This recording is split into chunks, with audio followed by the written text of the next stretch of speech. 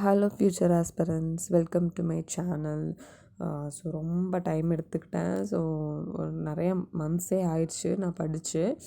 சரி, ஓகே, இனி வந்து டெய்லி 2 ஹவர்ஸ் வச்சு படிக்கணும் அப்படின்னு டிசைட் பண்ணியிருக்கேன். ஸோ பிடிச்ச சப்ஜெக்ட்ஸ்லேருந்து ஆரம்பிக்கலாம் அப்படின்னு சொல்லிட்டு 10th புக் எடுத்து வச்சுருக்கேன். அதில் ஐஎன்எம்லேருந்து ஸ்டார்ட் பண்ணுறேன். ஐஎன்எம்மில் வந்து இப்போ 5th யூனிட் வந்து எடுத்து வச்சுருக்கேன், social religious and moments in 19th century. அது ஆல்ரெடி வந்து நான் நோட்ஸும் எடுத்து வச்சுருக்கேன்.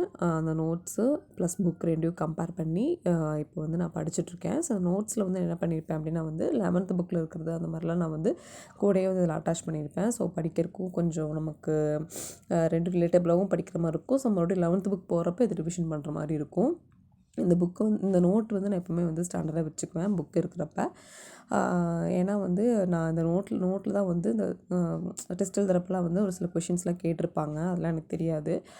அதையும் வந்து இந்த நோட்டில் தான் நான் வந்து எழுதி வச்சுருப்பேன். ஸோ அது முடிச்சுட்டு வந்து ஈவினிங் ஸ்நாக்ஸுக்கு குழந்தைங்களுக்கு ரெடி பண்ணிகிட்டு இருந்தேன். உளுந்தங்களி தான் பண்ணிகிட்டு இருந்தேன்.